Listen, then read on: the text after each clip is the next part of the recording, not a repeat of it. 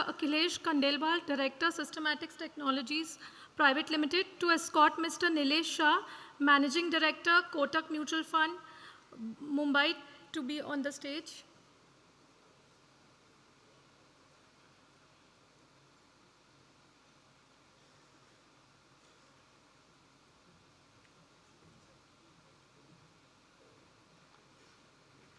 May I now request Mr. Dharmendra Jain from Yash Technologies to present the sapling and memento to Mr. Shah.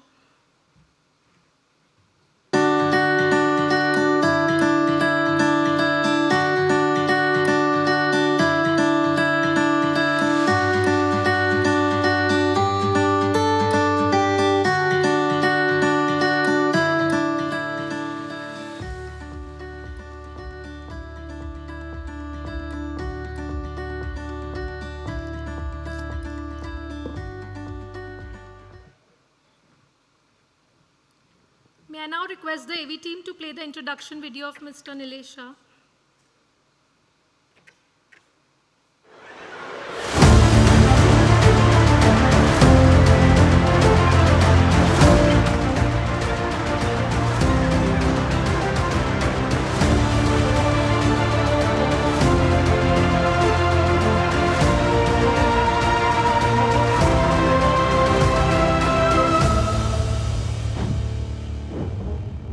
What's the secret of making money work for you?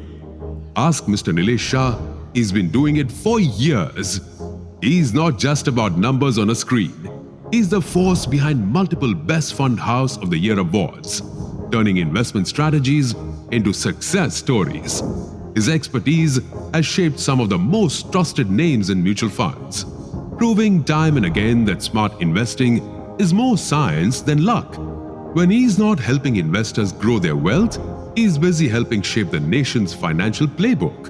Whether it's advising the Prime Minister's Economic Advisory Council, bringing insights to UIDAI and SEBI, or influencing the mutual funds industry, he's making sure India's economy moves in the right direction, one smart decision at a time.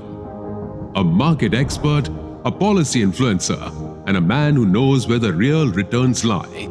Please welcome Mr. Nilesh Shah.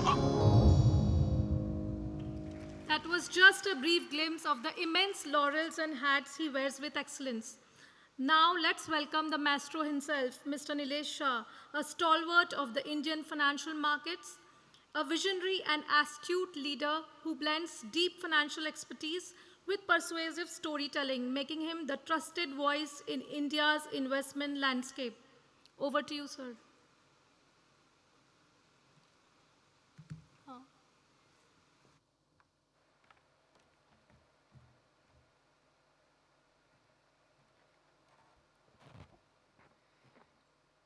Very good morning to all of you, Mr. Godrej, Akhilesh Bhai, and all the dignitaries.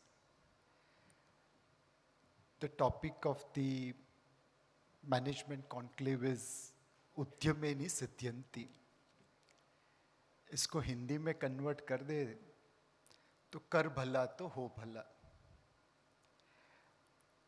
हम लोग सब मिलके क्या कर सकते हैं कि अपने देश का भला हो जाए और वो विकसित भारत बन जाए.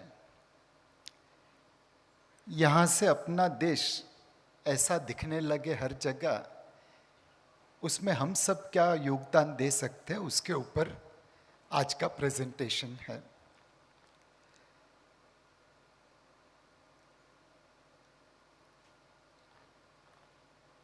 ऐसा नहीं है कि हमने पिछले कई सालों में कुछ अचीव नहीं किया है. कोविड के समय में 9% फिस्कल डेफिसिट थी. अगले साल 4.4% होगी. दुनिया में हम एकमात्र ऐसी मेजर इकोनॉमी है जिसने अपना डेट टू जीडीपी रेशो सब प्राइम क्राइसिस 2008 से कोविड क्राइसिस 2020 तक कम किया है. बैंकिंग, आज हमारी बैंक उस स्थिति में पहुंच गई है कि जब अमेरिका की 16वीं बड़ी बैंक एसवीबी बैंकरप्ट हो रही थी, तो हमारे मुंबई में एक छोटी सी बैंक थी, शामराव विट्ठल बैंक करके, उन्हें लोगों को आश्वस्त करना पड़ा कि भाई एसवीबी मतलब वो अमेरिकन बैंक जो डूब रही है, हम नहीं। जिंदगी में कभी किसी ने सोचा था कि दुनिया की सबसे बड़ी बैंक मरेगी और हमारी छोटी सी बैंक ऐसा क्लैरिफिकेशन देगी। इन्फ्लेशन पहले डबल डिजिट होता था, आज मिड सिंगल डिजिट है, कल लो सिंगल डिजिट हो जाएगा। जिन किसी को विश्वास नहीं आता है उन्हें तो मैं सिर्फ बॉलीवुड फिल्म का एक ही दृष्टांत देना चाहूँगा। हमारे ज़माने की जो फिल्में थी, रोटी कपड़ा मकान, काली चरण, उसमें विलन फूड की ब्लैक मार्केटिंग करते थे और हीरोइन गाना गाती थी, महंगाई मार गई। आपके ज़माने की ऐसी कोई फिल्म है तो मुझे बता देना, मैं अपनी स्लाइड बदल दूंगा।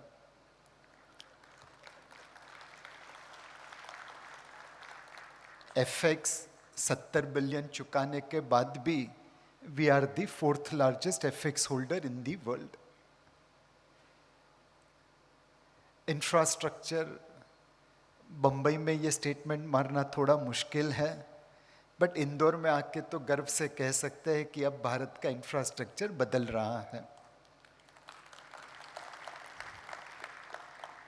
मोस्ट इम्पॉर्टेंटली जो राजदीप भाई ने पहले बताया कि एक 2 सी आ गए हैं, वह मैं भी कह रहा हूँ। फ्रजाइल 5 से फास्टेस्ट ग्रोइंग मेजर इकोनॉमी बन चुके हैं। ऑब्वियसली सफ़र बहुत लंबा है और अभी तो हमें बहुत सारी मंजिलें तय करनी बाकी हैं। एक मंजिल जो हमारे लिए बहुत बड़ी चैलेंजिंग है कि ये जो ग्रोथ है वो अनइवन है। स्कूल में कोई 13 = 692 बोले तो टीचर्स मार्क्स काट लेंगे, बट भारत की इकोनॉमी में 13 = 692 सच है। 13 डिस्ट्रिक्ट भारत के ऐसे हैं जो आधा भारत बनाते हैं और बाकी के 692 डिस्ट्रिक्ट मिला के बाकी का आधा भारत बनाते हैं।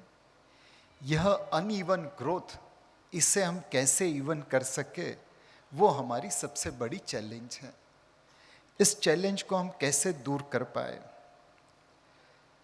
एक जब चाइना बैटिंग कर रहा था तो भगवान ने उसे बैटिंग पिच दी थी। हमारी पारी आई तो भगवान ने बॉलिंग पिच बना दी।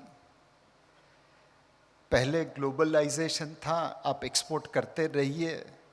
अब ट्रंप साहब ने प्रोटेक्शनिज्म कर दिया है, एक्सपोर्ट्स करने जाएंगे तो टैरिफ लगेगी।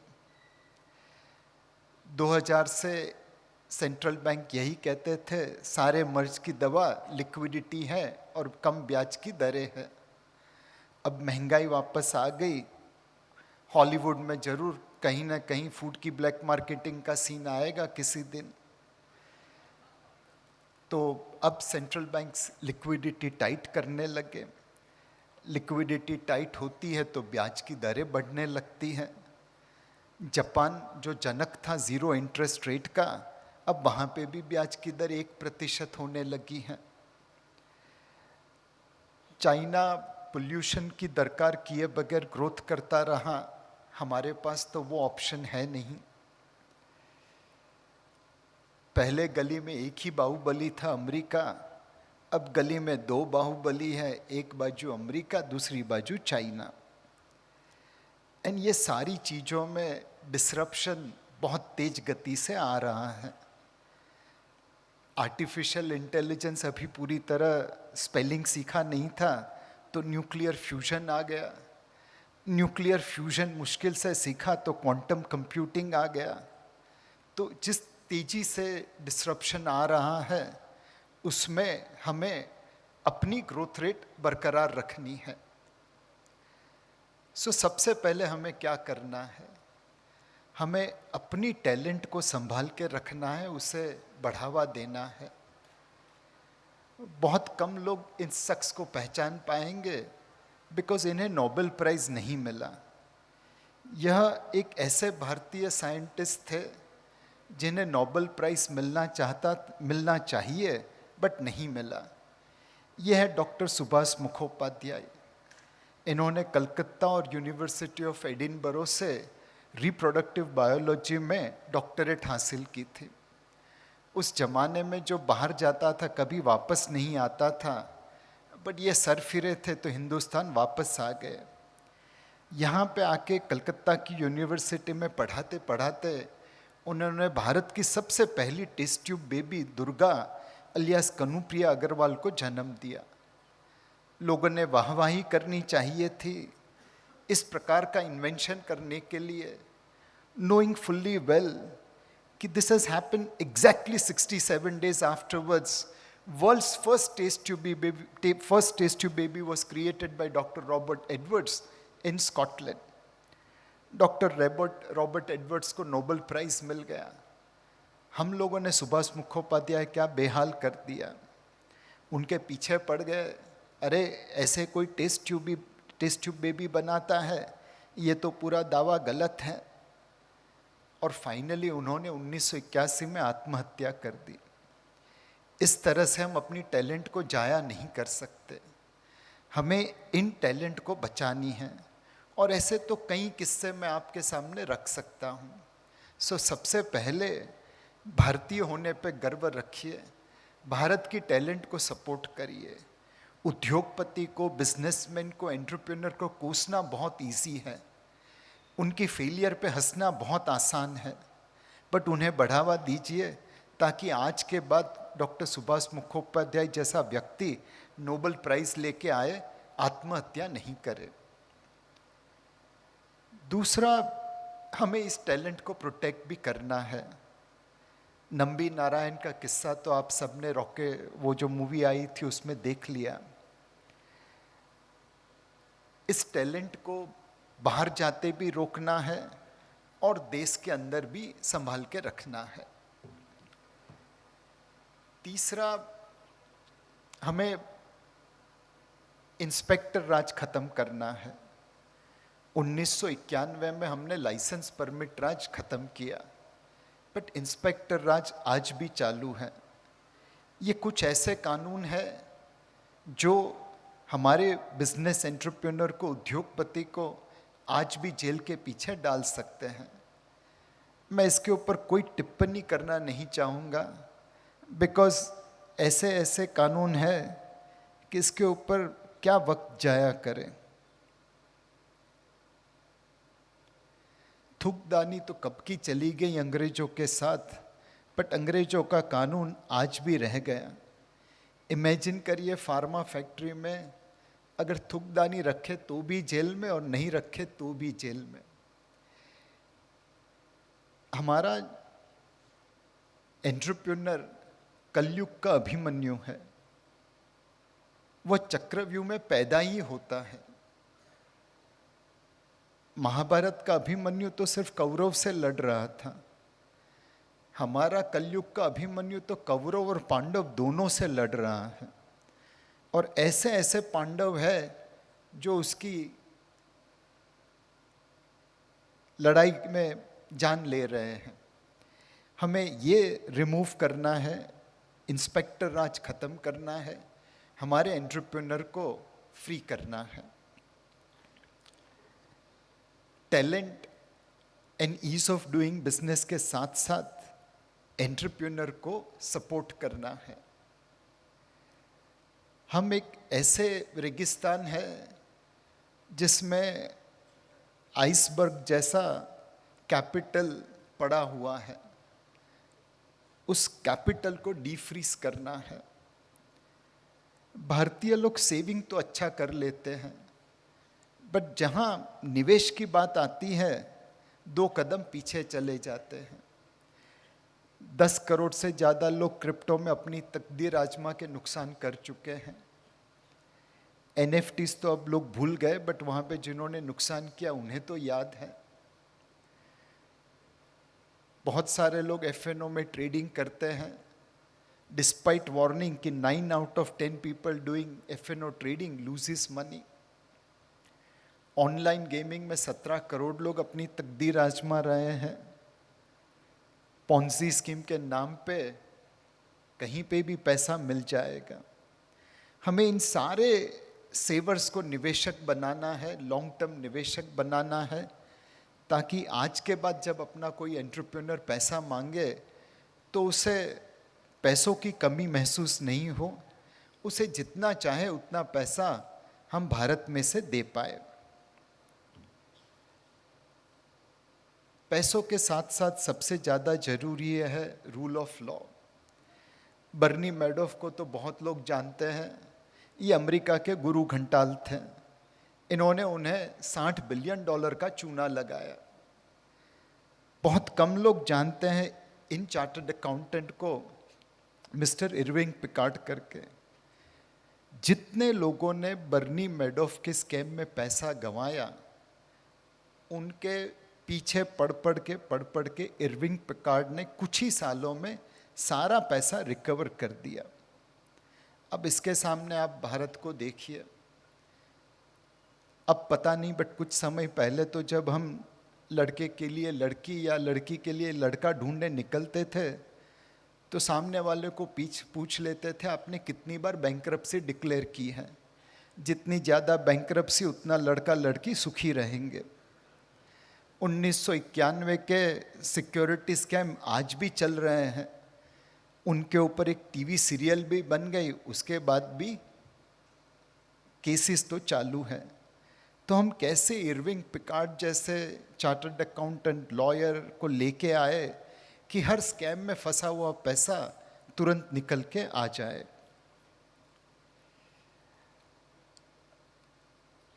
ये चित्र देखिए, एक ट्रांसपेरेंट फिल्म गाड़ी में लग रही है और दूसरा गाड़ी के ऊपर काला शीशा लगा है।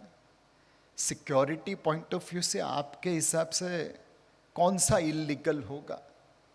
एक काला शीशा जिसमें पीछे क्या है देख नहीं सकते, या एक ट्रांसपेरेंट फिल्म जिसमें पीछे क्या है आप देख सकते हैं? ज़्यादातर लोग तो यही कहेंगे कि ट्रांसपेरेंसी अच्छी है, बट भारत के कानून में काला शीशा ठीक है, ट्रांसपेरेंसी गलत है। आज से 10-15 साल पहले हम सब ने अपनी गाड़ियों पे एक ट्रांसपेरेंट फिल्म लगाई थी। उससे बाहर की गर्मी अंदर नहीं आती थी और एसी पे लोड कम होता था, पेट्रोल की जायज़ कम होती थी। किसी भले आदमी ने कुछ कारणवश सुप्रीम कोर्ट में पिटीशन दाखिल कर दी। सुप्रीम कोर्ट ने बाबा आदम के ज़माने का मोटर व्हीकल एक्ट निकाला और बोला विंडो के ऊपर स्क्रीन डालना नाजायज़ है। आप काला विंडो लगा दो चलेगा, पर्दे लगा दो चलेगा, बट ट्रांसपेरेंट फिल्म आप नहीं लगा सकते। कितनी सारी इंडस्ट्री बंद हो गई, कितने मैकेनिक जो फिल्म लगाते थे उनकी नौकरी चली गई, और हम लोग एज ए कंज्यूमर सालाना 10 से 12 हज़ार करोड़ रुपया ज़्यादा पेट्रोल की आयात में खर्च कर रहे हैं। कानून आज तक नहीं बदला। इस प्रकार का कानून कैसे चलेगा? Akhilesh bhai, my time is up, but can I continue because I was told 20 minutes and I had prepared. We are into a coalition government, but ये slide majority government के लिए भी शायद उपयुक्त होगी. Under coalition government, certain contentious issue like Uniform Civil Code, Population Control Bill will not happen. But that's not going to impact our growth. In this coalition government, infra investment is happening. Focus on renewable energy is there. Digitization is better than best of the countries in the world. Defense, thanks to our three neighbors, will continue to get boost. Employment, skilling, housing, lot of programs are going on. Property rights are given under Swamitva scheme to semi-urban and rural India. And path of fiscal prudence is maintained. This will give us 5, 6, 7% growth for years to come if we keep on doing this, and our estimate is that we'll keep on doing this. There are few things which we do in two-step Indian, two-step forward, one-step backward Indian manner. कभी कभी 2 step की जगह पे 3 step पीछे आ जाते हैं. For example asset monetisation, चिल्लर एसेट मोनेटाइजेशन करते हैं, जबकि हमारा मोटो है government should not be in the business of running. Free trade agreements negotiate कर रहे हैं बट लिवरेज नहीं कर रहे हैं. And ease of doing business जो मैंने पहले बताया, हमारे अभिमन्यु को हम पकड़ के रख रहे हैं. अगर ये चीज़ें हम सही तरीके से करने लगे तो यह ग्रोथ रेट 7-8-9% पे पहुंच जाएगा. कुछ चीज़ें कोलिएशन क्या मेजॉरिटी गवर्नमेंट में भी शायद मुश्किल है. Land reform, labour reform, farm reform, judicial reform, तारीख पे तारीख, तारीख पे तारीख. स्ट्रेटेजिक डाइवेस्टमेंट, एयर इंडिया जब पूरे भारत में मोनोपोली रखता था तब उसे बेचते तो लोग हमें पैसे देते. हमने उसे उड़ा के देखा, 70,000 करोड़ रुपए लगा दिए, फिर भी फाइनली टाटा ही आके लेके गया. पेंशन रिफॉर्म्स, हर सरकारी कर्मचारी चाहता है कि ओल्ड पेंशन स्कीम मिले जहाँ पे डिफाइंड बेनिफिट मिलेगा, बट आपको डिफाइंड बेनिफिट देने में पूरी कंट्री बर्बाद हो जाएगी. ये चीज़ें अगर हम ढंग से कर ले तो ग्रोथ रेट 10-11-12% पे पहुंच सकती है. We will still be the fastest growing major economy, but at 5-6-7%. To go to 7-8-9, we'll have to end Inspector Raj and leverage FTAs and do other stuff. And if we want to really aim for 10-11-12% growth, we have to take tough decisions. We will have to vote for government which focuses on tough economic decisions which may create short-term pain, but eventually create long-term gain. Otherwise, we'll end up getting governments which will give us short-term gain. Ladli Behna scheme, Ladla Bhai scheme, Ladli Beta scheme, Ladli Beti scheme. But eventually, उन बेटा बेटियों को सिर्फ pen ही मिलेगा. We can always surprise. Mahakumbh आप में से बहुत लोग गए होंगे. अगला महाकुंभ आपके शहर में ही होने वाला है, आपके शहर के पास होने वाला है. 50 करोड़ लोगों को इतनी छोटी सी जगह में दुनिया का कोई देश रख नहीं सकता था. हमने उसे बड़ी अच्छी तरह करके दिखाया. तो उम्मीद है कि जैसे महाकुंभ ने हमने लोगों को सरप्राइज दी, वैसी ही सरप्राइज मिले. ये जुडिशियल कोड नया आया है, Bharatiya Nyaya Sanhita BNS. Prime minister ji ने अपने GBS स्पीच में कहा कि एक triple murder case FIR to verdict सिर्फ 14 दिन में हो गया. एक गैंगरेप केस गुजरात में FIR टू वर्डिक्ट सिर्फ 119 दिन में हो गया. तो मे बी तारीख पे तारीख अब सिर्फ तारीख बन के रह जाएगी. भारत में 100 ऐसे डिस्ट्रिक्ट है जो बहुत ही बैकवर्ड है. उनके लिए एक एस्पिरेशनल ब्लॉक प्रोग्राम किया गया. जो यंग IAS ऑफिसर्स थे उन्हें उस डेवलपमेंट ब्लॉक के लिए भेजा गया और उन्होंने जो अचीव किया है वो वाकई काबिल तारीफ है. All this districts have become aspirational to inspirational with world class achievement in items like teacher-student ratio, supplementary nutrition to pregnant women, vaccination of children and so on and so forth. तो maybe मैंने जो पहले का 5-6-7% growth गलत हो सकता है because India can surprise. India can also shop. अगर हम कैपेक्स की जगह पे फ्रीबीज पे ही फोकस करेंगे तो ग्रोथ कैसे आएगा. फ्रीबीज की मल्टीप्लायर इफेक्ट 0.9 है. 100 रुपया खर्चा करेंगे 90 रुपये की GDP खड़ी होगी. कैपेक्स की मल्टीप्लायर इफेक्ट 3 है. 100 रुपया खर्चे करेंगे 300 रुपये की GDP खड़ी होगी. तो कैसे हम लोग मिलके इस प्रकार का माहौल बना सके कि political parties, political leadership infrastructure पे निवेश करे रादर देन फ्रीबीज के ऊपर। Finally, beyond us there is something which can come and hit us, which is technology. Rajdeep Bhai is a better person to say, but we believe all the BPO jobs will get extinct over next 3 to 5 years. 40 lakh Indian directly और 40 lakh Indian indirectly यहाँ पे काम करते हैं। Next 3 से 5 साल में शायद उनके पास इस प्रकार का काम नहीं रहेगा। प्रोग्रामिंग, सॉफ्टवेयर प्रोग्रामिंग, ये भी बहुत बड़ी इंडस्ट्री है भारत में। एआई के जरिए वहाँ पे भी भारी भरकम बदलाव आ रहा है। 80 लाख भारतीय, 60 लाख भारत में, 20 लाख बाहर इस इंडस्ट्री के ऊपर डिपेंडेंट है। एयरपोर्ट से आते हुए रास्ते में मैं भी देख रहा था, इंदौर में टीसीएस, इन्फोसिस जैसी बड़ी बड़ी कंपनियों के कैंपस है। उस कैंपस का माहौल क्या होगा, उसका स्वरूप क्या होगा, आने वाले 5 सालों में वो ध्यान में रखना बहुत ज़रूरी है। जीसीसी तकरीबन 20 लाख भारतीय डायरेक्टली और 40 लाख भारतीय इनडायरेक्टली एम्प्लॉय करते हैं।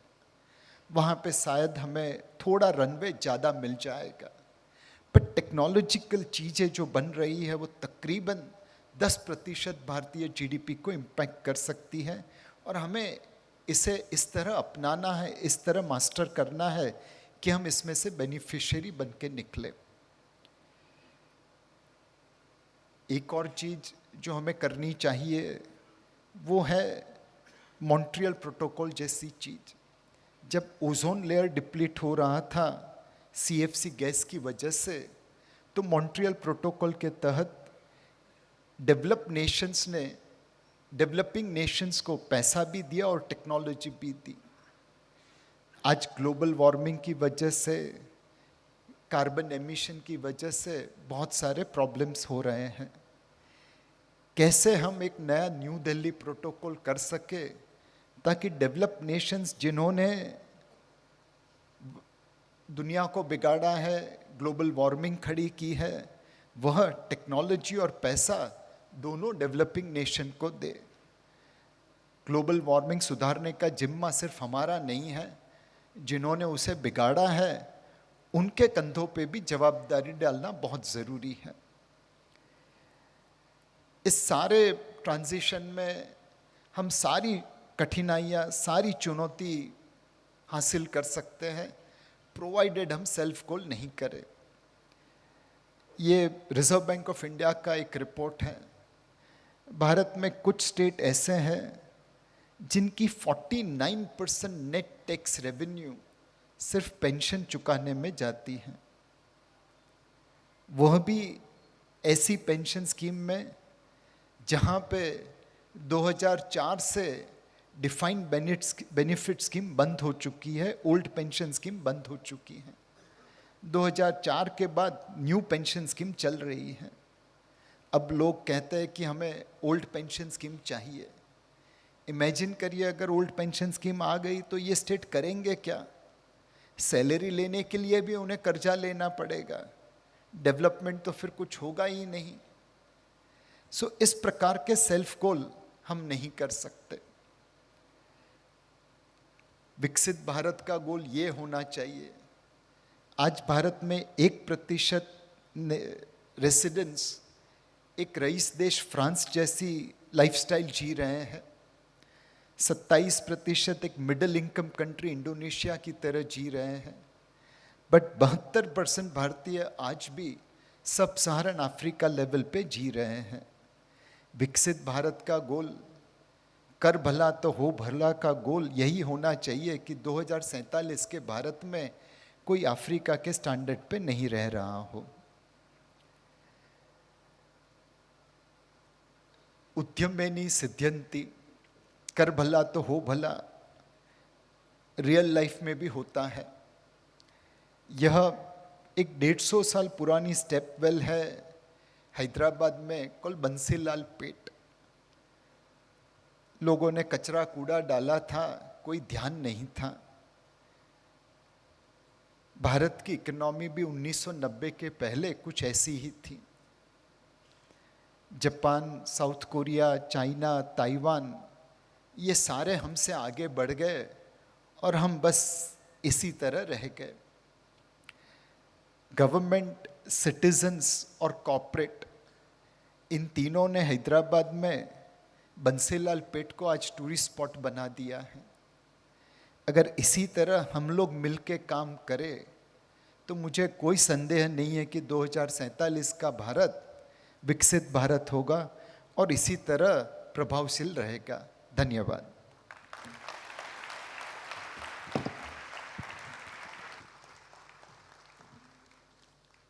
Thank you for the enriching session, sir. I think you really enlightened us with your profound wisdom and sharp acumen. So let's start with our quick round of Q&A. We have 10 minutes only now. Quick 3 questions and 1 rapid fire. The Indian stock market seems to be playing the role of a Bollywood tragedy right now. FIs are exiting like a heartbroken hero, and DIs who used to be supportive best friend are now hesitant to step in. What is your take on this shift in market dynamics now? सुबह का भूला शाम को घर लौट आएगा। Wow, sir. One of the Now, just one Sure, second, sure. Swati. When that was the comment. But for us to get FPIs back, we need to ensure that our earnings growth remain better than peers. Our return on equity, which is highest in the world today, is maintained. Our governance standards remain better than our peers. And we do green transformation of our economy. If we can deliver on this 3G of growth, governance and green, सुबह का भूला दोपहर को ही वापस आ जाएगा। Wow, sir, excellent. Your life journey is a true reflection of our themes: strive, drive, and thrive. Striving through, humble beginnings in your childhood, driving forward with determination and education to achieve AIR rank 1 in CA, and thriving now to be like a leader in financial services industry, managing 4 lakh crore of AUM, also advising to the Prime Minister.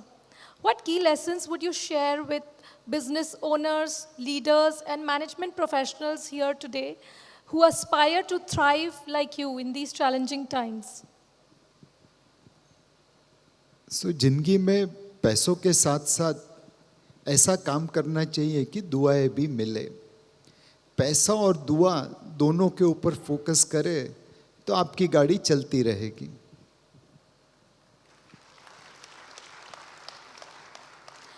Sir, which sectors or themes do you think have the potential to be the next Amitabh Bachchan of the stock market, consistent and legendary? It's not the sector, it is the entrepreneur which makes the difference.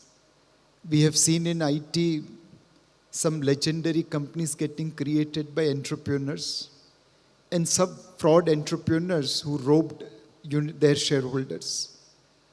So never go by the industry, always go by the entrepreneur. Entrepreneur who has vision, जिसकी आंखों में सपने नहीं, उसके साथ आप रहेंगे तो आपका क्या भला होगा। सपने देख के तो दुनिया नहीं बनती, उनको जमीन पे उतारने के लिए काम करना पड़ता है। तो जो मेहनत करे, काम करे, एग्जीक्यूट करे, उस एंटरप्रेन्योर को बैक करना। So vision, execution and finally governance. Promoter मेहनत करेगा, सपने भी देखेगा, बट सारा पैसा खुद लेके जाएगा तो आपकी जेब में कुछ नहीं आएगा। So go for entrepreneurs who have vision, who will execute it on ground and whose governance standard you can trust. बहुत सारे लोग जब निवेश करते हैं तो जिसे हम कचरा स्टॉक कहते हैं उसमें निवेश करते हैं। तो मैं तो यही कहूँगा कि when you are investing in equity you are doing partnership. Partnership आप कचरे के साथ करना पसंद करेंगे या अच्छे आदमी के साथ? तो हर कोई बोलता है अच्छे आदमी के साथ। तो फिर स्टॉक मार्केट में निवेश करते कचरा क्यों पसंद करते हैं? बहुत सारे अच्छे एंटरप्रेन्योर्स हैं, उनको सपोर्ट करिए। Great perspective, sir. Everyone knows Nilesh Shah, the great fund manager and investor. We'd like to know more from you, sir, as the leader, and basically, what is your biggest mistake as a leader that you'd like to share? आपने कहा कि सिर्फ 10 minute है, मैं अपनी mistake गिनाना चाहूँगा तो पूरा दिन निकल जाएगा। बट एक चीज़ है, गुजराती में एक कहावत है, अभिमान तो राजा रावण नु पण नहीं टक्यो। ईगो तो रावण का भी नहीं टिका था। So as a leader, be humble, never be egoistic, गाड़ी चलती रहेगी। Great. Sir, quick rapid fire to close our session. I know your passion for Bollywood movies or songs. So I've taken 4 situations and you have to just, relate it with one movie. FI is selling and DI is not stepping to buy. Tough one, but मैं ये कहूँगा कि कभी खुशी कभी गम। आज बेच रहे हैं तो वो खुश है, कल हम खरीद लेंगे तब वो गम में होंगे। Trump focusing on America first.